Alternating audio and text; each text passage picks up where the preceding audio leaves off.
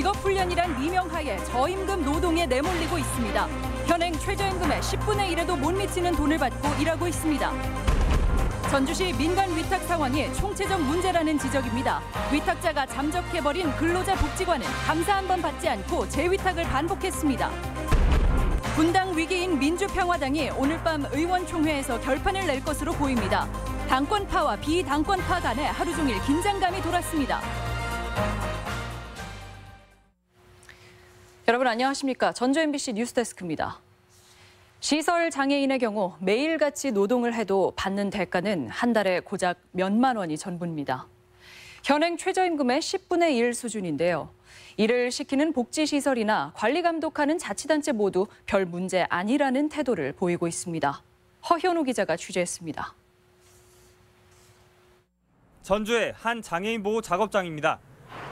30명가량의 지적 장애인들이 기계 앞에서 복사용지를 가공해 포장합니다. 하는 일이 몸에 밴 듯 모두가 익숙하게 일을 처리합니다. 그런데 이들이 한 달 동안 이렇게 일하고 손에 쥐는 돈은 14만 원. 하루에 4시간씩 일하기 때문에 시급으로 환산하면 1,610원인데 올해 최저시급 8,350원에 5분의 1에도 미치지 못합니다. 수익금은 오로지 장애인들 임금, 복리후생, 재투자금 일부 하고는 전부 장애인들한테 주게 돼 있습니다. 다른 작업장들도 마찬가지거나 형편이 더 열악한 곳도 있습니다. 전북 지역 10곳의 장애인 보호 작업장에서 일하는 120여 명의 훈련 장애인들이 받는 월 평균 훈련 수당은 7만 원 수준입니다. 하루 2시간에서 최대 6시간의 근로시간을 적용하면 시급은 고작 824원, 최저임금의 10분의 1도 안 됩니다.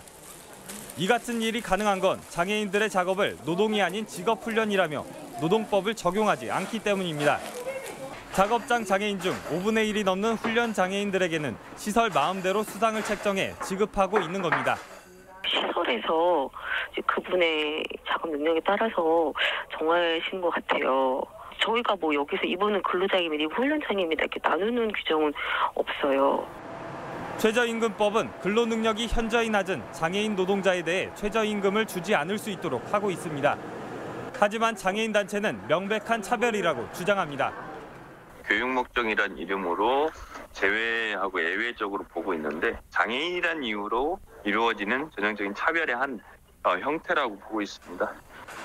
고용노동부는 장애인 최저임금 적용 제외 제도를 개편할 계획이지만 장애인 단체들은 당장 벌어지고 있는 차별에 대해 임금 착취 실태 조사와 보상책도 시급하다고 목소리를 높이고 있습니다. MBC 뉴스 허연호입니다.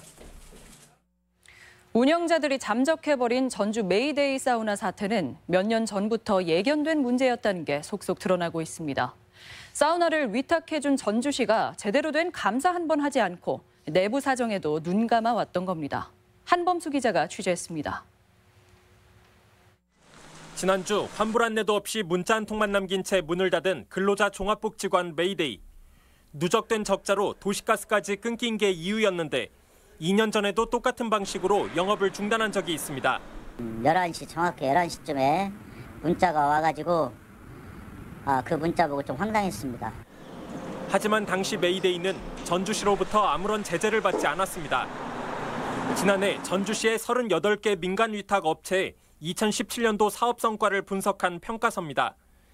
점수대에 따라 S등급에서 D등급으로 평가를 받았는데 경영난을 겪던 메이데이에 대한 내용은 찾아볼 수가 없습니다.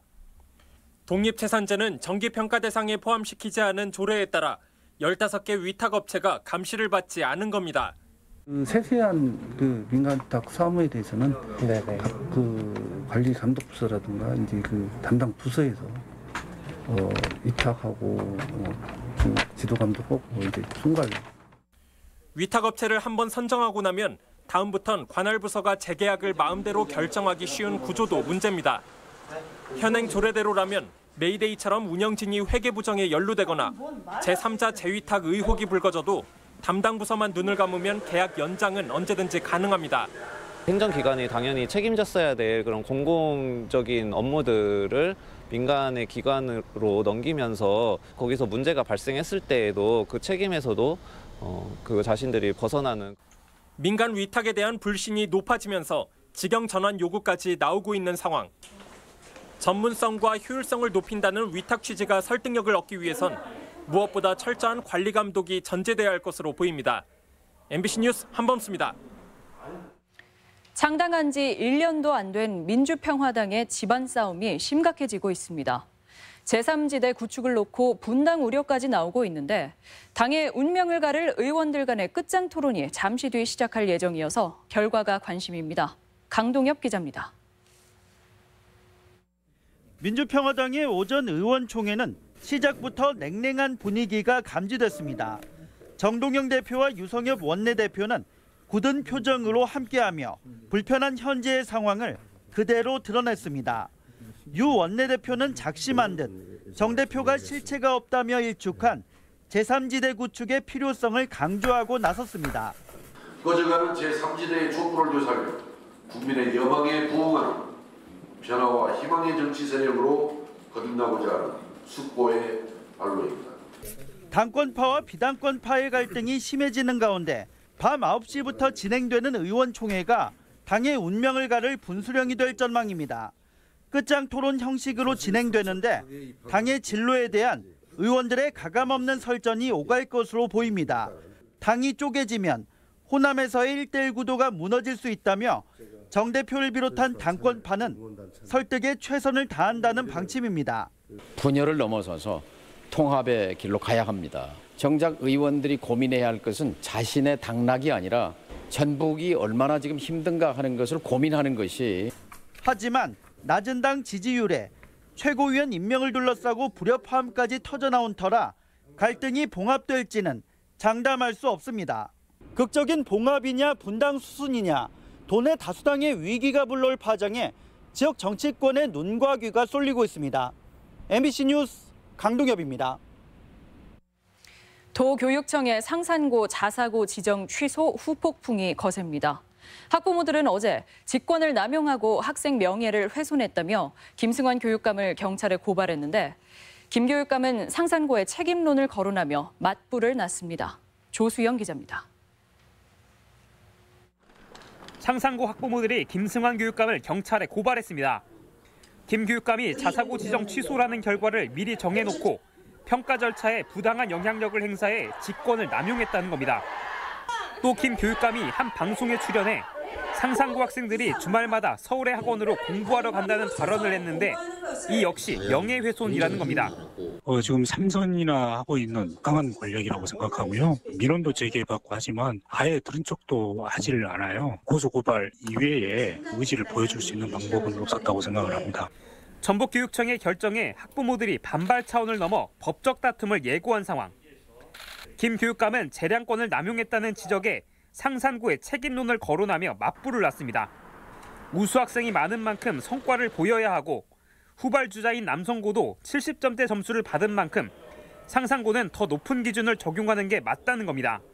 또 전북대 의대 수련이들이 졸업과 동시에 지역을 떠나는 사례를 들어 지역에 정착할 수 있는 인재를 육성해야 한다고 언급했는데 이 역시 대부분 타지 출신으로 채워진 상산고를 겨냥한 발언입니다. 한편 전북교육청은 상산고의 자사고 지정 취소 요청서를 늦어도 이번 주까지는 교육부에 제출할 방침입니다. 교육부는 요청서가 접수되는 대로 심의를 거쳐 동의 여부를 결정할 예정이지만 아무리 빨라도 발표 시기는 다음 주가 될 것으로 보입니다. MBC 뉴스 조수영입니다. 익산 장전마을 집단 암 발병 사태는 여전히 지역의 큰 논란거리로 남아있는데요. 정읍의 한 마을에서도 폐기물 업체에서 나오는 악취와 매연 때문에 주민들이 큰 고통을 받고 있다는 주장이 제기됐습니다. 박연선 기자입니다. 정읍시 이평면에 있는 한 마을입니다. 3년 전 길 하나 사이로 폐기물 처리 시설이 들어서면서 주민들은 악취와 매연으로 고통받고 있습니다.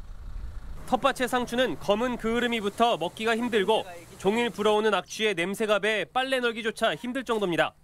공장 들어오면서는 안 늘었어. 그전에는 바깥에다 늘었어. 이불도 놀고. 주민들은 이 같은 매연과 악취가 건강에도 피해를 주고 있다고 주장합니다. 공장이 들어선 지난 3년간 주민 50여 명 가운데 4명이 암으로 숨지는 등 질병에 시달리고 있다는 겁니다. 가스를 메고 목이 칼칼해서 지침을 한 게 그냥 그 오돌개 같은 그냥 시커먼 가래가 나와요. 그래서 겁이 나서 또 해본 게 또 나와요. 폐기물업체 측은 악취는 인정하지만 저감시설을 통해 적법하게 처리해왔고 자치단체 검사에서도 문제가 없었다는 입장입니다.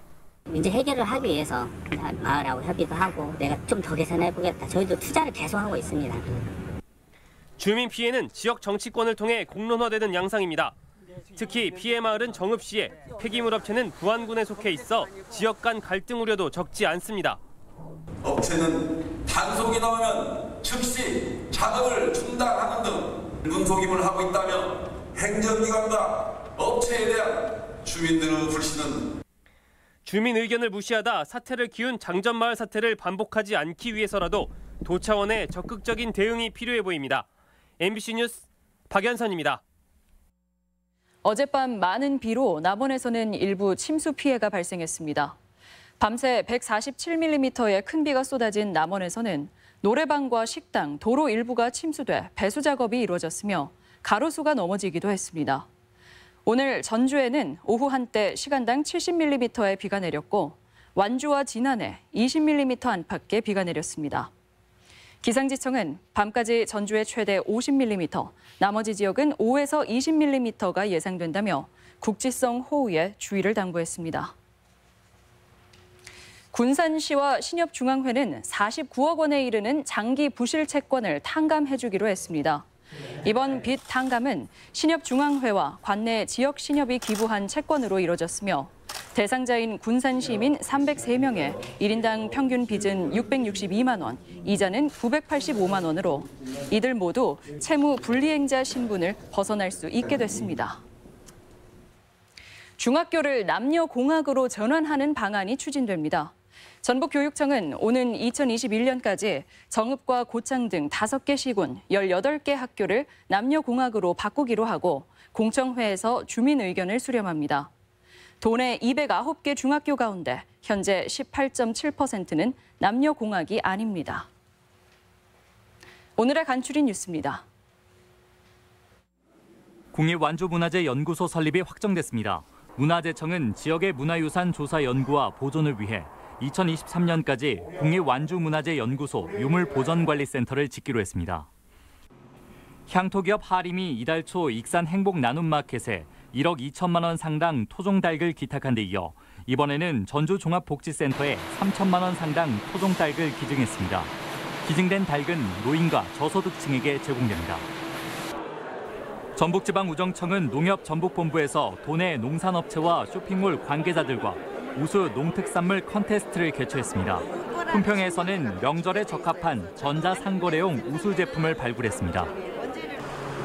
전주시가 비둘기 서식으로 인한 피해를 막기 위해 유동 인구가 많은 서곡교와 홍산교 아래 서식 방지망을 설치해 배설물과 깃털로 인한 피해를 줄이고 단계적으로 망 설치를 늘려갈 계획입니다.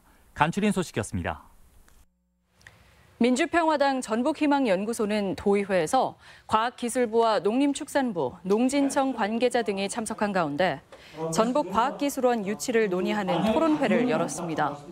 참석자들은 연구개발 예산의 많은 부분이 과기원을 중심으로 배분되고 있다며 지역 발전과 일자리 창출을 위해 유치 필요성에 한 목소리를 냈습니다. 국민연금 해외 수탁은행이 다음 달 전주 사무소를 개소합니다. 국민연금은 미국 뉴욕의 스테이트 스트리트가 오늘 한국금융당국의 설립 인가를 얻어 다음 달 전주시 효자동에 전주 사무소를 연다고 밝혔습니다. 스테이트 스트리트는 지난 연말 국민연금과 전주 사무소 개소 협약을 맺었지만 금융당국의 인가가 늦어져 이제 사무소를 열게 됐습니다. 전북권 뉴스였습니다.